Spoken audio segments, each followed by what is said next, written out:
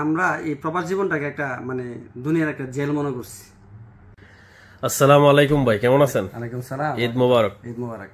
বাহরাইনের মাটিতে আপনি কয় বছর যাবত আছেন? আলহামদুলিল্লাহ, আমি বাহরাইনে প্রায় 14 বছর হয়ে গেছে। আলহামদুলিল্লাহ।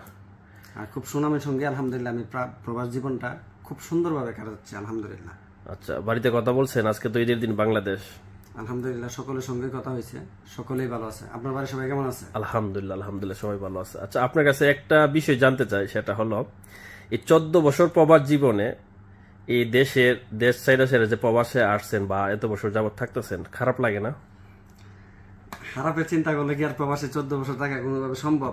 একেবারেই সম্ভব না। আসলে প্রতিটা প্রবাসী মানে আমরা প্রবাসী যারা আছে, বিশেষ করে আপনার তো একজন প্রবাসী, আমরা এই প্রবাস জীবনটাকে একটা মানে দুনিয়ার একটা জেল মনে করছি, একটা 100% দুনিয়ার জেল। বা দেশের জেল হয়তো আপনি কিছু সময় ওই জায়গাতে থাকলেন, বা একটা নির্দিষ্ট একটা স্থান থাকে যে এই স্থানটার ভিতরেই আপনি থাকবেন। জেলখানা কিন্তু এরকম একটা সিস্টেম থাকে, কিন্তু প্রবাসটা হলো এরকম, এটা মধ্যে আপনি যে দেশে থাকবেন এই পুরো দেশটা মিলিয়ে একটা জেলখানা। আপনি এই জায়গা থেকে ওই জায়গা, ওই জায়গা থেকে ওই জায়গায় যাইতে পারবেন, কিন্তু এখানের মধ্যে ভিন্ন তরফের লোক থাকবে, বিভিন্ন ভাষা লোক থাকবে, বিভিন্ন দেশের লোক থাকবে। সেক্ষেত্রে একটু ভালো লাগা তো আছে না, একেবারে যদি ভালো লাগা না থাকে প্রবাসীরা কিন্তু বাইরে টিকতে পারবে না। কিন্তু দেশের মধ্যে শুধু বাংলাদেশেরই থাকবে জেলখানার ভিতরে, তারা একত্র বিভিন্ন ডিস্ট্রিক্টের লোক একত্র হয়ে থাকে। কিন্তু পরিশেষে আমি একটা কথাই বলবো যে প্রবাসীরা আসলেই কিন্তু একটা জেলখানার ভিতরেই থাকে, এটা আপনার মানতে হবে।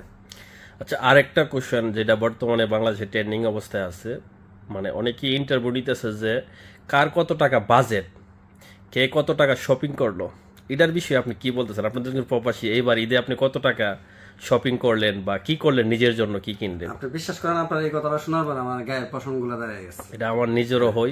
আমি এই ভিডিওগুলো দেখার পর আমি নিজেকে আসলে মানে কন্ট্রোল রাখতে পারি না। আমি আমার ইউটিউব চ্যানেলে আমি একটা ভিডিও বানাইছি, সেটা হলো যে আপনার চ্যানেলের নামটা যদি একটু শেয়ার করেন আমাদের দর্শককে। আমার চ্যানেলের নামটা হলো DH বয়েস, এটা ফেসবুক পেজ। এবং আচ্ছা, আমার যারা ভিউয়ার্স আছেন একটু কষ্ট করে আমি লিংকটা দিয়ে দিব ইনশাআল্লাহ নিচে, আপনারা অবশ্যই চ্যানেলটা ঘুরে আসবেন, প্রবাসীদেরকে নিয়ে ভিডিও বানানো হয়। আচ্ছা, যেটা জানতে চাইছিলাম যদি বলতেন। শিওর। আসল কথা হলো কি, যে যে বোনেরা এসব মিডিয়ার সামনে বলতেছে যে আমার স্বামী যে আমাকে 2 লক্ষ টাকা দিচ্ছে, আমি তাদেরকে একটা রিকোয়েস্ট করবো যে 2 লক্ষ টাকা ইনকাম করতে কত ঘন্টা ডিউটি করা লাগছে আপনার স্বামীর, আপনার ভাইয়ের, অথবা আপনার বাবার, অথবা আপনার প্রবাসী যে কেউ। বোনেরা আসলে এই মন্তব্যগুলো করে যে আমাকে 2 লক্ষ টাকা বাজেট দিছে, আমি তাদেরকে বলবো যে আপনি আপনার যে স্বামী অথবা বাবা, ভাই বোন যেই প্রবাসী থেকে থাকুক, তাকে একটা প্রশ্ন করেন যে 2 লক্ষ টাকা ইনকাম করতে তার কত ঘন্টা সময় লাগছে, তার শরীর থেকে কতটুকু গাম বের হয়েছে, তার কতটুকু জেলখানার ভিতরে। আমি তো প্রথমে সোহাগ ভাই বলছিলাম যে দুনিয়া এই প্রবাস জীবনটা একটা জেলখানা, তো তার কতটুকু সময় লাগছে। সে কিন্তু নিজে যে এই 2 লক্ষ, 1,50,000 যত টাকায় বাজেট দিছে, সে কতটুকু বাজেট করছে, বাজেটে ঈদটা পালন করছে। এই প্রশ্নটা ভাই প্রবাসে, বিশেষ করে দেশে যে ভাই বোনেরা আছেন এবং মায়ের আছেন, আপনারা যে বুক ফুলে কথাগুলো বলতেছেন, তাদেরকে একটা রিকোয়েস্ট থাকলো, তাদেরকে আপনার নিকটবর্তী আত্মীয়কে প্রশ্নটা করবেন, যার মাধ্যমে আপনি টাকাটা পাচ্ছেন। আরেকটা বিষয় হলো সোহাগ ভাই, যেটা এটা হলো যে এটা হলো গর্বের বিষয়। আমার স্বামী, আমার ভাই, আমার বাবা যে ওই টাকাগুলো দিতেছে, এটা একটা গর্বের বিষয়। এভাবে যে প্রকাশ্যে আইসা, এটা আমি মনে করি যে এটা আসলে লজ্জাজনক।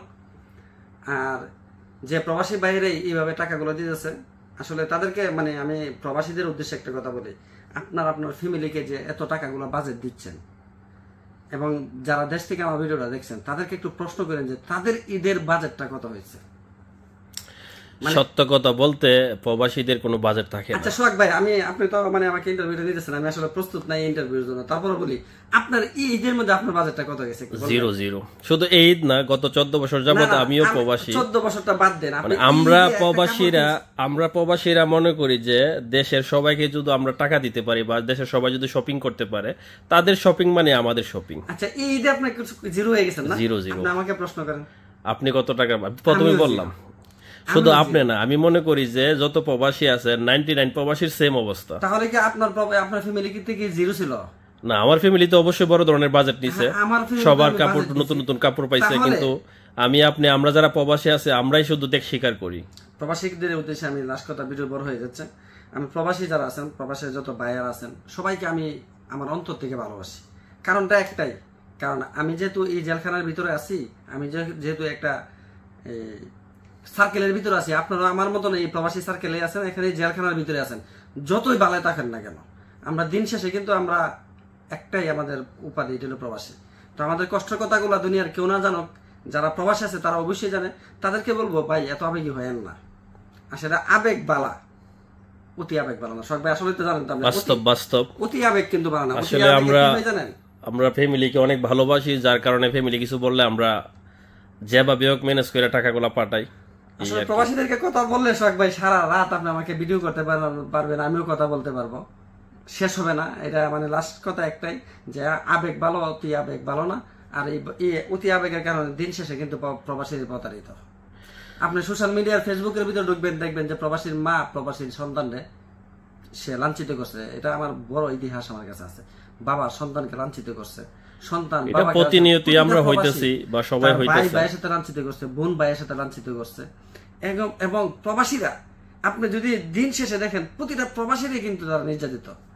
তাদেরকে কিন্তু আপনি এইভাবে ফেলে দিতে পারবেন না শখ ভাই। আসলে তারা আসলে লাঞ্ছিত হওয়ার কারণ একটাই, দুঃখ নেবেন না, কষ্ট নেবেন না। সকলকে উদ্দেশ্য করে আমি একটা কথাই বলবো, আমরা লাঞ্ছিত হওয়ার কারণ হলো অতি আবেগ। শখ ভাই বাস্তব। যাই হোক, সর্বোপরি আমরা বলতে চাই প্রত্যেকটা প্রবাসীর জীবন ভালো কাটুক, পরিবার নিয়ে সুখে শান্তিতে থাকুক, দেশে এবং দেশের বাইরে যে যেখান থেকে আমার এই ভিডিওটি আজকে দেখছেন, সবাইকে আবারও সাবর আমন্ত্রণ জানিয়ে শেষ করলাম। ঈদ মোবারক। লাস্ট কথা আমি বলে দিই, বলেন না আমিও বিদায়টা নিয়ে নেই। আমি সবাইকে একটা কথাই বলতে চাই যে এই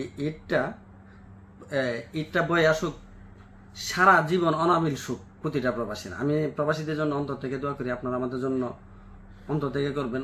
সকলের ঈদটা ভালো কাটুক। ভালো থাকবেন, সুস্থ থাকবেন। আসসালামু আলাইকুম। যাই হোক, আলহামদুলিল্লাহ, সবাই ভালো থাকবেন। ঈদ মুবারক। আসসালামু আলাইকুম রাহমাতুল্লাহি ওয়া বারাকাতুহু।